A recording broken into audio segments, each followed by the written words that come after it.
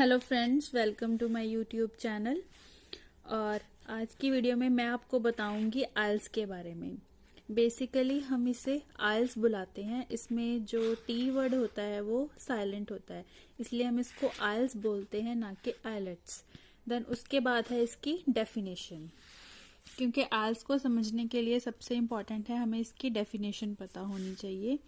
आई से क्या होता है इंटरनेशनल, ई से इंग्लिश, एल से लैंग्वेज, टी से टेस्टिंग और एस से सिस्टम। बेसिकली ये क्या है, ये एक तरह का टेस्ट होता है जो कि हमारे जो इंग्लिश लैंग्वेज है उसको चेक करता है कि हमें इंग्लिश की कितनी लैंग्वेज है। बेसिकली ये एक कम्युनिकेशन स्किल्स का टेस्ट है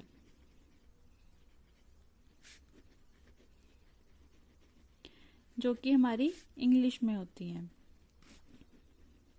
बेसिकली ये टेस्ट हम तब देते हैं जब हम किसी भी जो इंग्लिश स्पीकिंग कंट्रीज होती हैं, जैसे कि कनाडा,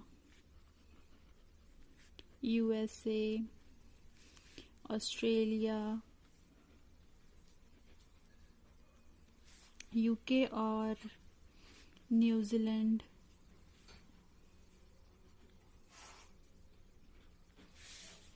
ठीक है, ये इंग्लिश स्पीकिंग कंट्रीज हैं। अगर हम वहाँ पे स्टडी के लिए जाते हैं या फिर वहाँ पे वर्क के लिए जाते हैं तो हमें आइल्स का जो टेस्ट है वो देना पड़ता है।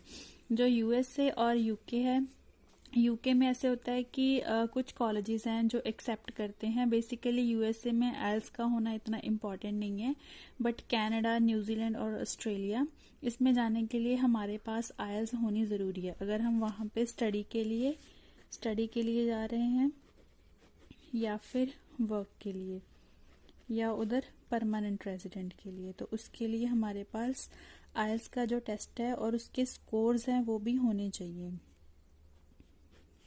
ठीक है। देन उसके बाद है इसका मैनेजमेंट। बेसिकली जो आइल्स की मैनेजमेंट है उसे ब्रिटिश काउंसिल, जिसे हम बीसीबी बोलते हैं, आईडीपी आइल्स, ये ऑस्ट्रेलिया की है, और कैम्ब्रिज, ये जो तीनों है ये कोलेक्टिवली मिलके ही इसकी मैनेजमेंट करते हैं। पहले इंडिया में ब्रिटिश काउंसिल और आईडीपी दोनों एग्जाम्स कंडक्ट करते थे, बट आफ्टर 2020 कोरोना के बाद ईयर 2021 में जो सिर्फ आईडीपी है वही एग्जाम्स कंडक्ट करता है। जो इसमें मटेरियल होता है एग्जाम के, जैसे क्वेश्चन पेपर होते हैं, वो सब कैम्ब्रिज द्वारा आते हैं, और इसके अलावा जो भी इसकी बुक्स होती हैं वो भी कैम्ब्रिज की होती हैं।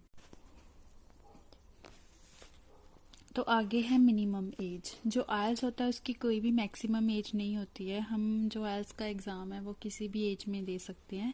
बस एक इसकी मिनिमम एज है कि कम से कम आपकी जो एज है वो 16 ईयर्स होनी चाहिए। अगर आपकी एज 16 ईयर्स से अबव है तो आप इसका एग्ज़ाम दे सकते हैं, और बिलो 18 ईयर्स में इसमें जो पेरेंट्स के साइन वगैरह लगते हैं उसके बाद आप आइल्स का एग्ज़ाम दे सकते हैं। और इसके लिए सबसे ज़रूरी डॉक्यूमेंट होता है आपका पासपोर्ट। अगर आपके पास इंडियन पासपोर्ट है तभी आप इंडिया में आइल्स का एग्ज़ाम दे सकते हैं। ये हमारा उसमें एडमिट कार्ड होता है। अगर आपके पास पासपोर्ट नहीं है तो उसके बिना आप ना तो आइल्स का एग्ज़ाम बुक कर सकते हैं और ना ही एग्ज़ाम दे सकते हैं। देन है जो आइल्स का मतलब पेन पेपर बेस्ड होता है आइल्स का एग्ज़ाम, वो एक मंथ में 4 बार होता है। बट आफ्टर कोविड-19 क्या हुआ कि ये एक मंथ में कभी कभी 5 या 6 टाइम भी हो जाता है। एक सीडी आइल्स होता है, बेसिकली ये कंप्यूटर बेस्ड आइल्स का टेस्ट होता है। ये 7 डेज अ वीक होता है, मतलब पूरे हफ्ते ये एग्ज़ाम होता है। और जो नॉर्मल आइल्स का मतलब पेन पेपर बेस्ड होता है, इसमें जो रिज़ल्ट है वो 13 डेज के बाद आता है। बट जो CDIs वाला होता है इसमें 2 to 5 डेज के अंदर जो रिजल्ट है वो आ जाता है, ठीक है।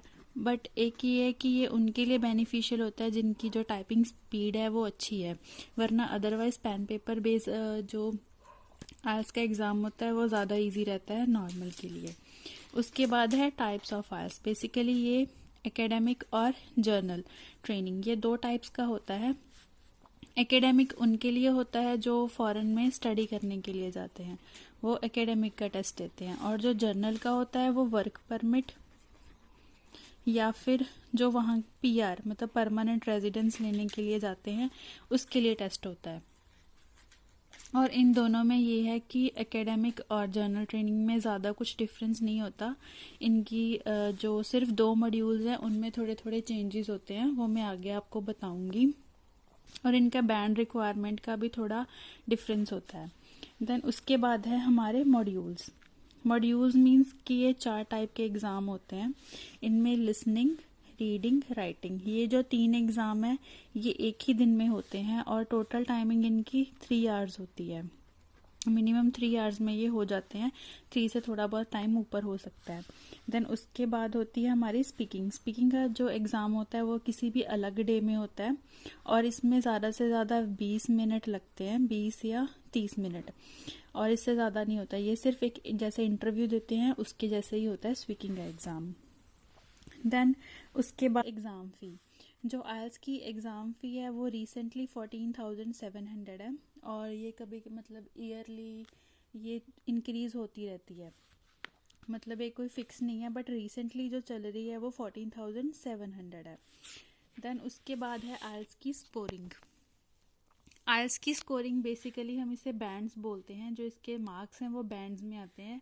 ये स्कोरिंग 0 to 9 के बीच होती है और इसमें 0.5 का इंक्रीमेंट होता है, जैसे कि बैंड्स होंगे 6 बैंड्स हो गए या 6.5 बैंड्स ऐसे, फिर उसके बाद सीधा 7 बैंड्स, इसमें स्कोरिंग ऐसे होती है। देन उसकी वैलिडिटी, मतलब जो आइल्स का एग्ज़ाम होता है ये सिर्फ 24 मंथ्स यानी कि 2 ईयर्स के लिए ही वैलिड होता है। इसका जो TRF होता है, जो टेस्ट रिपोर्ट फॉर्म होता है, उसे हम TRF बोलते हैं, टेस्ट रिपोर्ट फॉर्म। इसकी जो वैलिडिटी है वो सिर्फ 24 मंथ्स है। अगर 24 मंथ तक आपका प्रोसेस नहीं होता है तो आपको उसके बाद दोबारा इसका एग्ज़ाम देना पड़ता है और उसमें जो फ़ी वगैरह है वो सब दोबारा से लगेगी। देन उसके बाद है लिसनिंग। जो लिसनिंग का मॉड्यूल होता है ये GT और एकेडमिक दोनों के लिए सेम होता है। इसमें क्या होता है कि वो हमें एक बुकलेट दे देते हैं, जैसे कि बुक टाइप होता है हमारा जो क्वेश्चन पेपर हम उसे बोलते हैं। वो एक ऑडियो क्लिप प्ले करते हैं, जो ऑडियो क्लिप की टाइमिंग होती है वो नियर अबाउट 28 to 30 मिनट्स होती है, इससे कम ज़्यादा भी हो सकती है थोड़ी बहुत। और जो मतलब ऑडियो क्लिप होगी ये सिर्फ ओनली 1 टाइम ही प्ले की जाएगी। कोई भी अगर आपका मिस हो जाता है तो वो रिपीट नहीं होगा, आपको उसी एक टाइम में सुन के उसके आंसर्स करने होते हैं। और इसमें टोटल 40 क्वेश्चंस होते हैं और इन 40 क्वेश्चंस को 4 सेक्शन में डिवाइड कर देते हैं 10-10 के। और उस जो ऑडियो क्लिप प्ले होती है, जो क्वेश्चंस होते हैं वो उसके बेस्ड ही होते हैं, जैसे कि वो 1 या 2 बंदों की आपस की कन्वर्सेशन होती है, उसको वो सेक्शंस में डिवाइड कर देते हैं। और जो क्वेश्चंस होते हैं वो basically fill in the blanks होते हैं, 1 word, 2 word, 3 word. Multiple choice questions होते हैं जिसमें हमने ऑप्शन सेलेक्ट करनी होती है। देन मैप होता है, मैप में ये है कि लोकेशंस दी होंगी, कुछ वो छोड़ देते हैं, वो जैसे जैसे बताते हैं हमें वैसे फिल करनी होती है। बेसिकली इतना टफ नहीं होता, सिर्फ इसमें 2 या 3 वर्ड्स के आंसर्स ही लिखने होते हैं या ABC लिखनी होती है। और इसमें एंड में आपको 10 मिनट्स एक्स्ट्रा दिए जाते हैं ताकि आप अपने क्वेश्चन पेपर से अपनी आंसर शीट पे अपने आंसर्स ट्रांसफ़र कर सको। रीडिंग जो होता है वो हमारा सेकंड मॉड्यूल होता है। एग्ज़ाम में भी लिसनिंग के बाद रीडिंग होती है। इसमें बेसिकली 3 पैसेजेस होते हैं, जैसे कि हम बचपन में कॉम्प्रीहेंशन पैसेजेस करते हैं, ये बिल्कुल वैसे ही होते हैं। इसमें क्या होता है कि हमें वो 60 मिनट्स देते हैं, मतलब कि हमारे पास ईच पैसेज के लिए 20 मिनट होते हैं और हर क्वेश्चन के लिए 1.130 मिनट, 1 मिनट 30 सेकेंड। और बेसिकली इसमें क्या होता है कि टोटल 40 क्वेश्चंस होते हैं। इसमें फिल इन द ब्लैंक्स होंगी, मल्टीपल चॉइस क्वेश्चंस होंगे, हेडिंग्स होंगे, ट्रू फॉल्स नॉट गिवन होंगे, जो कि टोटल 40 क्वेश्चंस हो सकते हैं। इसमें ऐसे होता है कि 13 क्वेश्चन एक पैराग्राफ में, 13 एक में और 14 एक पैराग्राफ में। बेसिकली ऐसे जो क्वेश्चंस को डिवाइड किया जाता है, ये नहीं होता कि हाँ किसी में 12 आ गए, तो बहुत रेयर चांसेस है। बेसिकली जो एग्जाम में आता है वो इसी पैटर्न में आता है। देन उसके बाद इसे हमें एंड में कोई भी एक्स्ट्रा टाइम नहीं देते हैं वो आंसर ट्रांसफ़र करने के लिए, इसलिए जैसे ही हम कोई आंसर ढूंढते हैं हमें फटाफट से वो आंसर अपनी आंसर शीट में ट्रांसफ़र करना होता है। हमारा राइटिंग मॉड्यूल। जो राइटिंग मॉड्यूल होता है उसके लिए भी हमें 60 मिनट्स मिलते हैं। राइटिंग में जो हमारा टास्क 1 है वो जीटी और एकेडमिक के लिए अलग अलग होता है। तो इसमें ये है कि हमें टोटल 150 वर्ड्स लिखने होते हैं टास्क 1 में, और जीटी के लिए उसमें या तो फॉर्मल लेटर होता है या इनफॉर्मल लेटर होता है। ये जो लेटर्स हैं इसको मैं नेक्स्ट वीडियो में आपको बताऊंगी। और टोटल हमें इसके लिए 20 मिनट्स मिलते हैं, और इसकी जो बैंड स्कोरिंग होती है वो 3 होती है। मतलब राइटिंग टास्क भी टोटल 9 बैंड्स का होता है, और इसमें यह कि 3 टास्क 1 का और 6 होता है टास्क 2 का। चाहे वो जीटी है चाहे वो एकेडमिक है, 3 बैंड्स का ही होगा टास्क 1, और उसमें जीटी में फॉर्मल लेटर और इनफॉर्मल लेटर होगी। देन उसके बाद है एकेडमिक का टास्क 1। इसमें भी टोटल 150 वर्ड्स होते हैं, 20 मिनट्स होते हैं टास्क 1 के लिए, और इसकी भी बैंड स्कोरिंग होती है 3 बैंड्स की। और हमें जो 60 मिनट्स मिलते हैं हमारे राइटिंग टास्क के लिए, दोनों के लिए वो 60 मिनट कलेक्टिवली ही मिलेंगे। ये नहीं है कि टास्क 1 के लिए 20 अलग से, वो हमें खुद मैनेज करना होता है। 20 टास्क 1 के लिए और 40 जो होते हैं हमारे टास्क 2 के लिए, ये हमारे अकॉर्डिंग होता है। बट हमें कलेक्टिवली 60 मिनट्स मिलेंगे, हम इसे कैसे भी मैनेज करके कर सकते हैं। और जो हमारा टास्क 1 होता है एकेडमिक का, उसमें पाई चार्ट होता है, bar graph, line graph, table, diagram, map and process. इन सबको हमें मतलब अपने वर्ड्स में लिखना होता है। 150 वर्ड्स होते हैं टोटल, इससे कम नहीं होने चाहिए, इससे ज़्यादा लिख सकते हैं, बट जो मिनिमम लिमिट है हमारी वो 150 वर्ड्स होने ही चाहिए। देन उसके बाद आता है हमारा टास्क 2। जो टास्क 2 होता है उसे हमें 250 वर्ड्स में लिखना होता है, और इसके लिए हमें 40 मिनट्स मिलते हैं, और ये 6 बैंड्स का होता है। ये हमारे मतलब सबसे ज़्यादा इंपॉर्टेंट होता है हमारे राइटिंग टास्क में, इसीलिए बेसिकली हमें सबसे पहले इसे अटेम्प्ट करना चाहिए, क्योंकि जो 6 बैंड्स है वो ज़्यादा है और जो 2-3 बैंड्स हैं वो कम है, इसलिए हम उसको बाद में अटेम्प्ट करते हैं ताकि इसको हम अच्छे से लिख पाएँ।